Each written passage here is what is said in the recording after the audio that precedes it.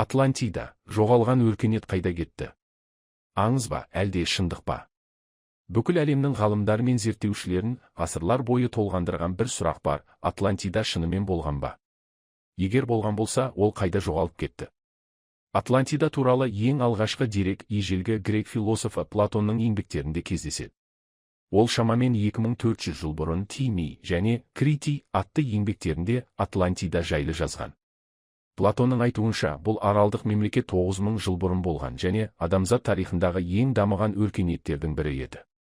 Платонның сипаттауына қарағанда, Атлантида нағыз ғажайып жер болған. Оның ортасында алып сарай, айналасында биік мұнаралар, мрамордан жасалған храмдар, жасанды су арналары болған. Бұл қала ең дамыған технологияларға ие еді. Атлантидалықтар теңізде жүзу өнерін меңгерген, суасты қалаларды тұрғыза білген, тіпті электр қуаты немесе өзге де энергия көздерін пайдаланған болуы мүмкін. Кейбір ғалымдардың пайымдауынша, Атлантида өз дәуірінің ең озық өркениеті болған. Оның тұрғындары медицина, астрономия, сәулет өнері және басқа да салаларда бізге әлі белгісіз технологияларды қолданған. Олар мөлдір кристалдар арқылы энергия жинаған, сондай-ақ лазер сәулесін, антигравитациялық күштерді қолдануы мүмкін деген пікірлер бар. Атлантида аса дамыған мемлекет болғанымен, оның тұрғындары өте тәкаппар әрі билікке құмар еді. Олар өздеріне тең келетін ешкім жоқ деп ойлап, өзге халықтарды бағындыруға кіріскен. Бірақ кенеттен бұл өркениет бір түнде жойылып кеткен. Платонның айтуынша, Атлантида алып табиғи апаттың салдарынан су астына кеткен. Жер сілкіністер мен цунамилер бірнеше сағаттың ішінде бүкіл құрлықты жойып жіберген. Бірақ бұл қалай болды? Бір теория бойынша, Атлантида жанартаулық апаттың кесірінен жойылған. Бұл өркениет қазіргі Санторини аралының орнында орналасып, Хера жанартауының атқылауынан су астына кеткен болуы мүмкін.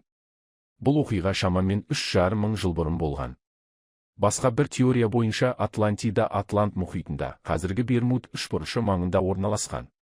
Бұл аймақта көптеген кемелер мен ұшақтар жұмбақ жағдайда жоғалып кеткені белгілі.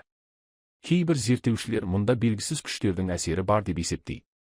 Кейбір ғалымдар Атлантиданың Антарктидада болғанын да жоққа шығармайды. Бірнеше мың жыл бұрын бұл континент мұз басқан жер емес, жасыл аймақ болған. Кейбір көне карталарда Антарктида мұзсыз күйде бейнеленген. Бұл оның бір кездері өркениетті мекен болуы мүмкін екенін көрсетеді. Ең фантастикалық теориялардың бірі, Атлантида бөгде ғаламшарлықтармен байланыста болған немесе олардың технологиясын қолданған деген пікір. Кейбір зерттеушілердің айтуынша, атлантидалықтар ғарыштық саяхат жасауы мүмкін. Олардың антигравитация, лазер сәулелері, энергия өрістері сияқты құпия технологиялары болған деген пікірлер кездеседі. Бірнеше мистикалық деректерде атланттардың адамзаттан әлдеқайда ақылды, әрі рухани дамыған тіршілік иелері болғаны айтылады. Олар кристалды энергия көздерін пайдаланып, жердегі табиғи ресурстарды басқарған болуы мүмкін. Тіпті кейбір болжамдар бойынша, атлантидалықтар басқа планетаға көшіп кеткен.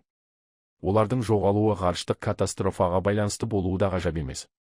Көптеген зерттеушілер Атлантида табиғи апаттың кесірінен емес, өзін-өзі жойған болуы мүмкін деп есептейді. Яғни, олар шектен тыс дамып, өздерінің қуатты технологияларын дұрыс қолданбаған. Бір теория бойынша, олар қауіпті эксперименттер жасап, қуатты энергия көзін басқаруға тырысқан, бірақ нәтижесінде табиғатты өз қолдарымен бұзған. Бұл жойқын жер сілкіністері, вулкан атқылаулары мен цунамилердің басталуына себеп болуы мүмкін. Басқа аңыздарда атланттар рухани құлдырап, өздерін құдай санай бастаған.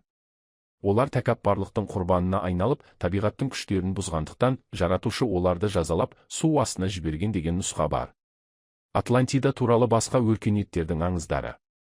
Қызығы, әлемнің әр түкпірінде жоғалған қалалар мен өркениеттер туралы ұқсас аңыздар бар.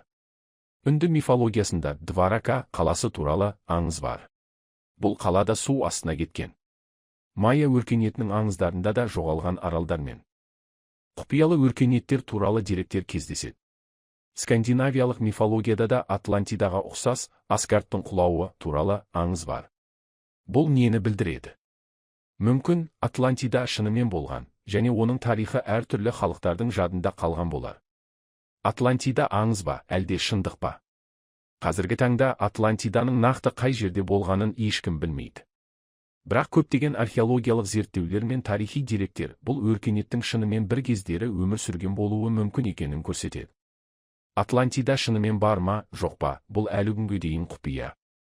Бірақ егер ол расымен бар болса, онда бізге белгісіз өркениеттер туралы көптеген жаңалық ашылар еді. Ал сіз қалай ойлайсыз?